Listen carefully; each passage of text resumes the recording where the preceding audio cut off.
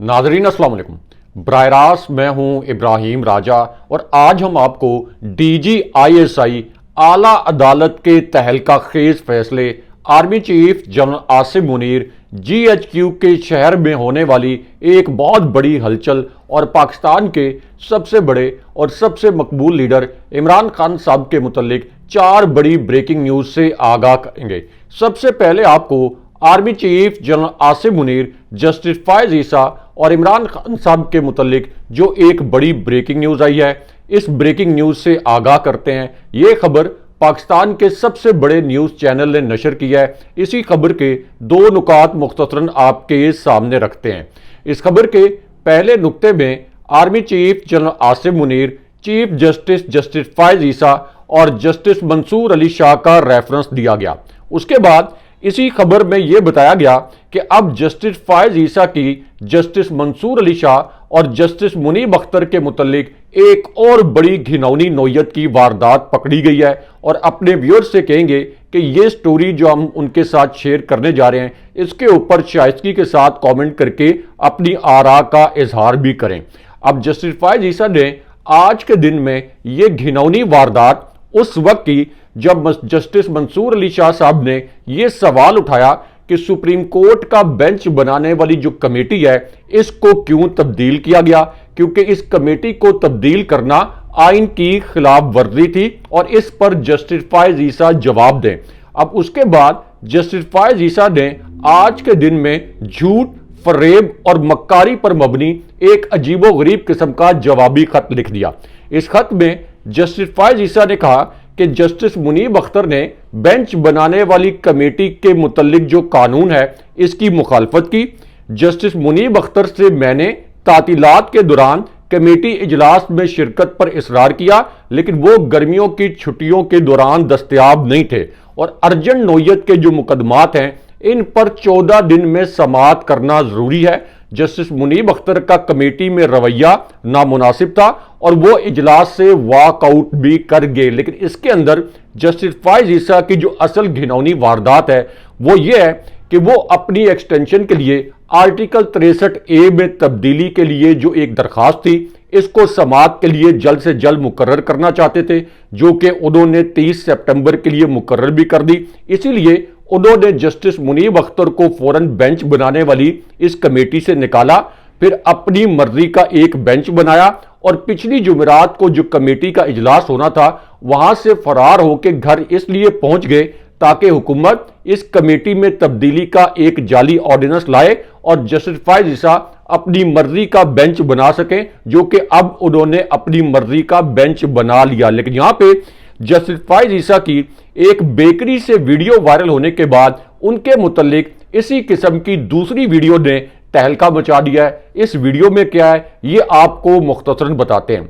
तो मामला यह है कि जस्टिस फायज ईसा के मुतल्लिक ये तज़हीक आमेज दूसरी वीडियो उस पहली वीडियो के बाद सामने आई है, जिसमें यह देखा जा सकता है कि जस्टिस फायज ईसा एक बेकरी पर गए और वहां पर एक सेल्समैन ने जस्टिस फायज ईसा को मुखातिब करते हुए यह पूछा कि क्या आप फायज ईसा हैं। जब जस्टिस फायज ईसा ने यह तस्दीक की कि हां मैं फायज ईसा हूं, और उनका यह ख्याल था कि ये जो बेकरी के सेल्समैन हैं, ये शायद मेरे बहुत बड़े फैन होंगे क्योंकि मैं इस कौम का बहुत बड़ा मसीहा हूं। लेकिन जिस वक्त जस्टिस फायज ईसा ने यह तस्दीक की कि हां मैं फायज ईसा हूं, तो उसके बाद इस सेल्समैन ने यह कहा कि लानत हो आप पर। उसके बाद इस सेल्समैन के मुतल्लिक सोशल मीडिया पर यह इतला आई कि उसे भी उठा लिया गया है और उसकी फैमिली को भी अगवा कर लिया गया और ये जो बेकरी है, इसको सील कर दिया गया, यानी इस्लामाबाद की इस बेकरी को सील कर दिया गया। लेकिन अब जस्टिस फायज ईसा के मुतल्लिक इसी किस्म की एक और तज़हीक आमेज वीडियो सामने आई है और इस वीडियो में भी जस्टिस फायज ईसा की टिका कर बेइज्जती की गई है। लेकिन अब जिस शख्सियत की ये वीडियो है, इसको शायद अगवा करना, इसको उठाना और इसकी फैमिली को अगवा करना कुछ मुश्किल होगा। ये शख्सियत कौन है और ये वीडियो क्या है, इसके मुतल्लिक आपको बताते हैं। तो मामला ये है कि ये वीडियो है शाहिद खाकान अब्बासी साहब की।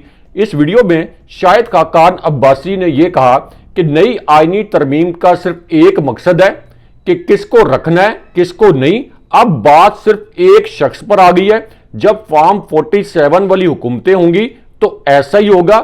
جسٹس فائز کے پاس دو راستے ہیں، ایک عزت کا راستہ اور ایک 3 سال کی نوکری کا راستہ۔ یعنی شاہد خاقان عباسی نے یہ کہا کہ جسٹس فائز عیسیٰ نے اگر ایکسٹینشن لی تو یہ بے عزتی، ذلالت اور رسوائی کا راستہ ہوگا، اور اس کا مطلب یہ ہے کہ بیکری کے سیلز مین نے جسٹس فائز عیسیٰ کے متعلق جو کچھ کہا تھا، شاہد خاقان عباسی نے بھی بس تھوڑے سے الفاظ تبدیل کر کے وہی کچھ کہا ہے، اور پاکستان کی جو تمام بار کونسلز ہیں، پاکستان کے تمام وکلاء بھی وہی کچھ کہہ رہے ہیں جو کہ اس بیکری کے سیلز مین نے جسٹس فائز عیسیٰ کو کہا۔ لیکن یہاں آپ کو ISI عمران خان صاحب اور ایک عالمی پارلیمنٹ کے متعلق ایک بڑی بریکنگ نیوز سے آگاہ کرتے ہیں۔ یہ ایک ایسی خبر ہے جسے پاکستانی میڈیا نے مکمل طور پر سنسر کر دیا، لیکن ہم آپ کو اس خبر کے 2 نکات مختصراً بتاتے ہیں۔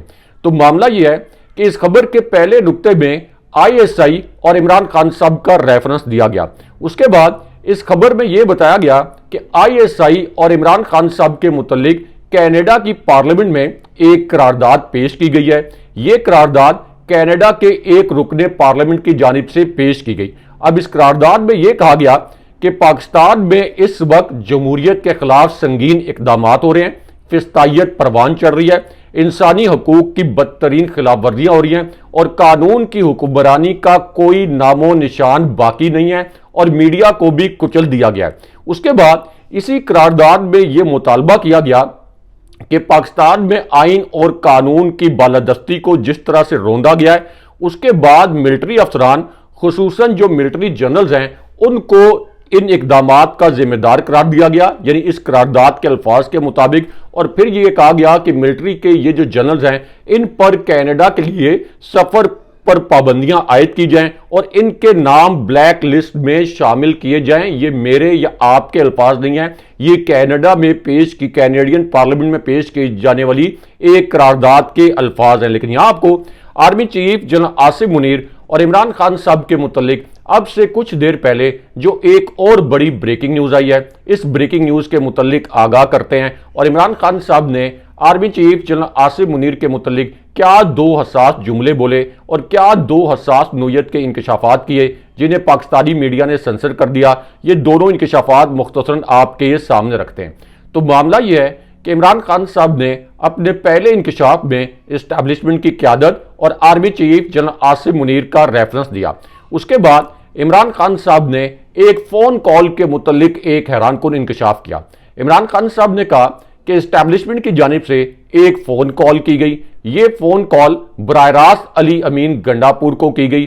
علی امین گنڈاپور صاحب سے یہ کہا گیا کہ آپ عمران خان سے درخواست کریں کہ اسلام آباد میں جو 22 اگست کا جلسہ ہے اس کو ملتوی کر دیں، اور اس کے بعد اگلے جلسے میں اسٹیبلشمنٹ کسی قسم کی کوئی رکاوٹ نہیں ڈالے گی۔ اس کے بعد عمران خان صاحب نے کہا کہ 2 شخصیات صبح جیل میں مجھ سے ملنے کے لیے آئیں اور مجھے یہ درخواست کی گئی کہ میں یہ جلسہ ملتوی کر دوں، اور اسٹیبلشمنٹ کی درخواست پر میں نے یہ جلسہ ملتوی کیا تھا، لیکن اسٹیبلشمنٹ نے اس کے بعد 8 سپٹمبر کے جلسے کے حوالے سے بھی ہمارے ساتھ دھوکہ کیا، اور لاہور کے جلسے کے حوالے سے بھی ہمارے ساتھ دھوکہ کیا گیا۔ اب اس کے بعد عمران خان صاحب نے یہ کہا کہ میں نے علی امین گنڈاپور سمیت پوری لیڈرشپ کو یہ ہدایت دے دی ہے کہ اب اسٹیبلشمنٹ سے کسی قسم کے کوئی مذاکرات نہیں ہوں گے، کیونکہ اسٹیبلشمنٹ کے لوگ رائٹ دکھا کے لیفٹ مارتے ہیں۔ لیکن اس کے بعد عمران خان صاحب نے جسٹس فائز عیسیٰ، فوجی قیادت اور جسٹس منصور علی شاہ کے متعلق بھی ایک اہم جملہ بولا۔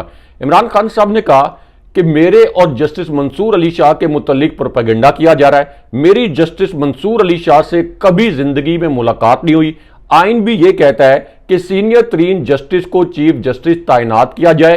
1 ماہ رہ گیا لیکن چیف جسٹس کے نام کا اعلان نہیں کیا جا رہا۔ جسٹس منصور علی شاہ کا نوٹیفیکیشن فوراً جاری کیا جائے۔ لیکن اس کے بعد خان صاحب نے army chief general Asif Munir اور GHQ کے شہر کے متعلق تیسرا اور حساس انکشاف کیا۔ عمران خان صاحب نے کہا کہ اب ہم نے یہ فیصلہ کیا ہے کہ 28 تاریخ کو راولپنڈی میں جلسہ نہیں بلکہ احتجاج کریں گے۔ ہم Lahore high court Rawalpindi bench سے اپنی درخواست واپس لے رہے ہیں۔ اس کی وجہ یہ ہے کہ ہمیں پتہ ہے کہ ہمیں جلسے کی اجازت نہیں ملے گی۔ ہمیں اگر اجازت دی بھی تو راولپنڈی شہر سے بہت باہر جا کے یہ ہمیں اجازت دیں گے، اس لیے زیادہ بہتر یہ ہے کہ راولپنڈی شہر کے اندر جو ہم نے پیغام پہنچانا ہے تو راولپنڈی شہر کے اندر بھرپور احتجاج کریں، اور راولپنڈی میں ایک بہت بڑا سونامی احتجاج ہوگا۔ ہمارے وکلا سپریم کورٹ کے باہر بھی احتجاج کریں گے۔ لیکن اس کے بعد عمران خان صاحب نے army chief general Asim Munir کے متعلق ایک حساس جملہ بولا۔ اس جملے میں عمران خان صاحب نے کہا کہ میرے اوپر ایک نام نہاد اور جعلی ایف آئی آر ایک بغاوت کے مقدمے کے حوالے سے کاٹی گئی ہے، اور اس ایف آئی آر میں یہ الزام لگایا گیا ہے کہ میں نے فوجی قیادت کے متعلق کوئی نامناسب الفاظ بولے۔ خان صاحب نے کہا کہ میں نے جو الفاظ بولے یہ حمود الرحمان کمیشن کی رپورٹ میں لکھے ہوئے ہیں۔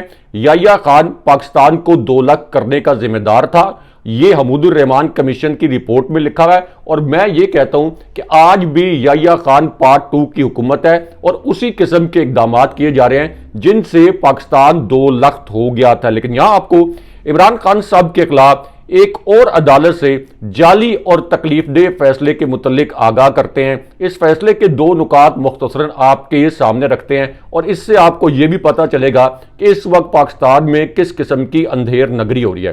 تو معاملہ یہ ہے کہ عمران خان صاحب اور بشرا بی بی صاحبہ کے خلاف جو جعلی توشہ خانہ 2 کیس تھا، اس کی سماعت اسپیشل جج سینٹرل شاہ رخ ارجمن نے اڈیالہ جیل میں کی۔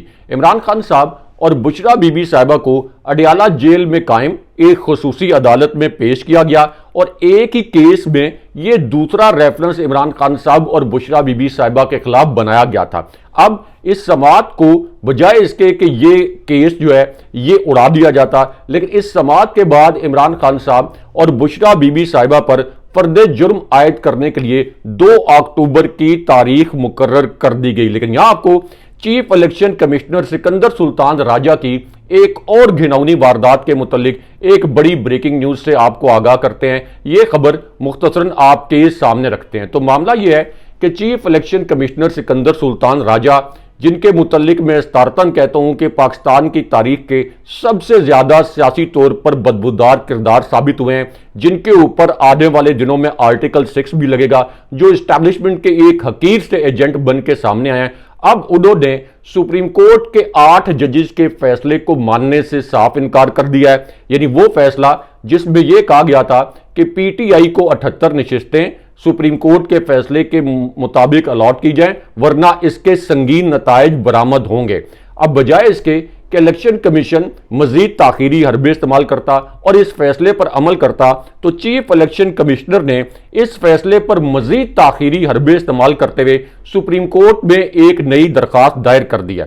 اب اس درخواست میں سپریم کورٹ سے الیکشن کمیشن نے یہ پوچھا ہے کہ کیا وہ جعلی الیکشن ایکٹ پر عمل کرے یا سپریم کورٹ کے فیصلے پر عمل کرے، لیکن سب کو پتہ ہے کہ سپریم کورٹ کے فیصلے پر عمل درآمد کرنا لازم ہوتا ہے۔ اس کے باوجود یہ اب درخواست تاخیری حربے کے طور پر دائر کی گئی ہے، لیکن اس کے اندر جسٹس فائز عیسیٰ کی ایک گھناؤنی واردات بھی شامل ہے، اور وہ واردات یہ ہے کہ ممکن ہے کہ جسٹس فائز عیسیٰ اس درخواست پر اپنی مرضی کا ایک بینچ بنا لیں اور اس کے بعد اپنی مرضی کا ایک فیصلہ کروا لیں جو کہ تحریک انصاف کے خلاف ہو۔ لیکن یہاں آپ کو ڈی جی آئی ایس آئی اور اعلیٰ عدالت سے آنے والی ایک بریکنگ نیوز سے آپ کو آگاہ کرتے ہیں۔ اس خبر کو بھی پاکستانی میڈیا نے دبا دیا، اس کو ڈاؤن پلے کر دیا، لیکن ہم آپ کو اس خبر کے 2 نکات مختصراً بتاتے ہیں۔ تو معاملہ یہ ہے کہ اس خبر کے پہلے نقطے میں بتایا گیا کہ آئی ایس آئی کے متعلق ایک حساس ترین کیس کی سماعت اسلام آباد ہائی کورٹ کے لارجر بینچ میں ہوئی۔ اس بینچ میں جسٹس محسن اختر کیانی، جسٹس طارق محمود جہانگیری اور جسٹس ارباب محمد طاہر شامل تھے۔ اس سماعت کے دوران ایک بہت غیر معمولی صورتحال پیدا ہوئی۔ یہ غیر معمولی صورتحال اس وقت پیدا ہوئی جب درخواست گزار نے D G I S I کو بلانے کی استدعا کر دی۔ اس پر عدالت نے پوچھا کہ کیا 14 سال پہلے کے D G I S I کو بلائیں یا ابھی حاضر service D G I S I کو۔ اس پر درخواست گزار نے کہا کہ موجودہ D G I S I کو بلایا جائے، ورنہ یہ کمیٹیاں بنتی رہیں گی، ٹال مٹول ہوتی رہے گی۔ اب اس خبر کے دوسرے نقطے میں بتایا گیا کہ عدالت میں وکیل ایمان مزاری نے یہ کہا کہ جے آئی ٹی میں وہ لوگ بیٹھتے ہیں جن پر الزام ہے کہ وہ اغوا میں ملوث ہیں، جو اغوا کرتے ہیں وہ خود ہی اس جی آئی ٹی میں بیٹھ جاتے ہیں، یعنی خفیہ ایجنسی کے لوگ خود اس ایجنسی میں بیٹھے ہوتے ہیں۔ آج تک ان میں سے کسی کی شناخت نہیں ہوئی، ان کا احتساب ہونا تو بعد کی بات ہے۔ لیکن اس کے بعد جسٹس محسن اختر کیانی نے یہ کہا کہ لاپتہ کیے گئے افراد، ان کے اہل خانہ اور 80% لوگوں پر کیا گزر رہی ہوگی۔ کیا کبھی سوچا ہے کہ یہ لوگ عدلیہ سمیت ہر ادارے یعنی اسٹیبلشمنٹ عدلیہ اور ہر ادارے سے شدید نفرت کرتے ہوں گے؟ قانون نافذ کرنے والے اداروں کی کتنی تعداد ہوگی اور شہریوں کو ایسے لاپتہ کیسے رکھا جا سکتا ہے؟ لیکن اس کے بعد عدالت نے ایک بڑا اور اہم فیصلہ سنا دیا۔ عدالت نے اب لاپتہ افراد کیس میں ان کیمرہ بریفنگ کے لیے آئی ایس آئی، ایم آئی اور آئی بی افسران کی کمیٹی کو ذاتی طور پر طلب کر لیا۔ لیکن یہاں آپ کو سپریم کورٹ سے اب سے کچھ دیر پہلے جو ایک اور بڑی بریکنگ نیوز آئی ہے، یہ خبر مختصراً آپ کو بتاتے ہیں۔ تو معاملہ یہ ہے کہ جسٹس فائز عیسیٰ نے جس طرح سے سپریم کورٹ کا بینچ بنانے والی کمیٹی میں تبدیلی کی اور جسٹس منیب اختر کو نکال کے جسٹس امین الدین کو اس کمیٹی میں شامل کر لیا، تو اب پی ٹی آئی نے اس کمیٹی میں تبدیلی سے جڑے آرڈیننس کو سپریم کورٹ میں چیلنج کر دیا ہے، اور اس درخواست میں یہ کہا گیا ہے کہ اس جعلی صدارتی آرڈیننس کو غیر آئینی قرار دیا جائے اور صدارتی آرڈیننس کے بعد جتنے بھی فیصلے لیے گئے ہیں ان کو کالعدم کیا جائے۔ اگلے پروگرام تک کے لیے اللہ حافظ۔